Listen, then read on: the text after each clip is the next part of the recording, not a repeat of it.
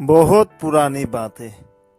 एक गांव में राजेश नाम का एक बहुत ही गरीब किसान रहता था। वो बहुत मेहनती था और अपना समय कभी भी व्यर्थ में नष्ट नहीं करता था। उसका दो गाय था जिसके सहारे वो खेती किया करता था। एक दिन की बात है, राजेश सुबह सुबह खेती में जाता है। पता है कि उसके एक गाय का सांप के काटने से मौत हो चुकी होती है। इस घटना से राजेश के दिल में बहुत दुख होता है, क्योंकि उसके पास दूसरे गाय खरीदने का पैसा नहीं था। राजेश को उदास देखकर उसका बीवी पूछता है, क्या बात है? आप इतने उदास क्यों हैं?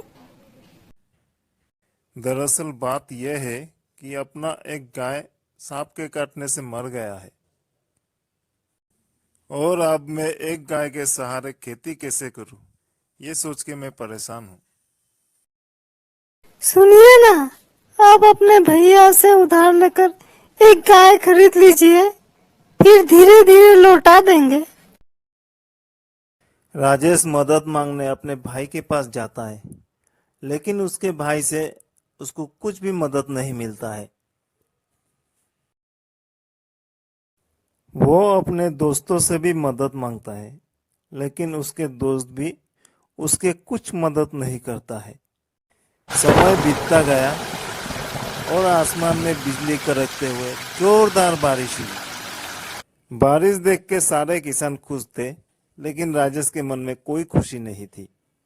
और राजेश को इतना दुखी देखकर उसका बीबी बोलती है, आप दिल छोटा मत करिए, मरे हुए गाय के जगह मैं हाल पकड़ूंगी।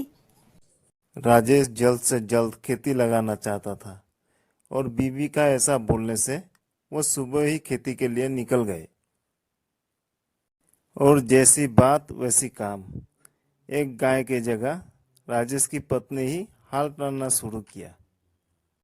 और ठीक उसी समय उस राज्य के राजा राजेश के खेती के पास से गुजर रहा था और एक महिला को इस हाल में देखकर महाराज के मन में बहुत दुख हुआ। और तब महाराज एक साधारण नागरिक का भेष लेकर राजेश के पास गए और बोले, इस महिला को क्यों इतना कष्ट दे रहे हो? इसे छोड़ दो, इसके ऊपर दया करो। तब राजेश गुस्से में बोलता है, अभी खेती का समय है और मेरा एक गाय मर चुका है। अभी मैं ऐसा नहीं करूं तो क्या करूं? राजेश के बातों से राजा को बहुत दुख हुआ और उसने एक सिपाही को एक गाय लाने के आदेश दिया। और इधर राजेश सोच रहा था कि यह आदमी झूठ बोल रहा है और इसीलिए वो हाल चलाता रहा। तब महाराज बोलता है, कम से कम अभी तो इस महिला को छोड़ दो, गाय अभी आता ही होगा। महाराज का इतना बोलते ही राजेश गुस्से में बोलता है, इतना ही अगर दया आ रहा है तो मेरे पत्नी के जगह तुम ही हाल को कंधे में ले लो, तब मेरा पत्नी आराम कर पाएगा। और तब महाराज बोलता है, ठीक है, तो ऐसा ही सही। देखो तो जरा, बेचारी कितनी थक गई है। इसे अभी आराम की जरूरत है। ऐसा बोलते हुए महाराज ने हाल अपने कंधे पे ले लिया। महाराज थोड़े ही दूर हाल टाना था कि तभी सिपाही गाय लेकर आ गया। राजेश को विश्वास ही नहीं होता है। जब तक वो शुक्रिया बोलना चाहता है, तब तक महाराज दूर जा चुका होता है। समय बीतता गया और राजेश का फसल बहुत अच्छा हुआ। लेकिन ये क्या, जिस जगह महाराज ने हाल चलाया था वहां का जमीन बिल्कुल सूखा था, एक घास भी नहीं उगा था।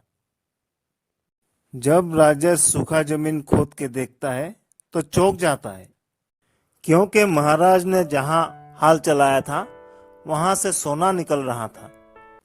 राजेश सारा सोना घर ले जाकर उसके बीबी को दिखाता है। तब राजेश के बीबी को इधर उधर बहुत खबर करने के बाद पता चलता है कि उन लोगों को मदद करने वाला व्यक्ति और कोई नहीं था उस राज्य का महाराज। तब राजेश रो रो के बोलता है, हे भगवान, मैं कितना बुरा आदमी हूँ। मैं इतना महान राजा को पहचान नहीं पाया। मैंने अपना हाल महाराज के कंधे पे दिया। दूसरे दिन सुबह ही राजेश राजसभा में जाता है। सब घटना बोलते हुए सारा सोना महाराज के आगे रख देता है। महाराज थोड़ा थोड़ा करके हंस रहा था। तभी मंत्री बोलता है, हमारे महाराज के दिल में प्रजाओं के लिए अशेष प्यार है, इसीलिए तो ये चमत्कार हुआ है।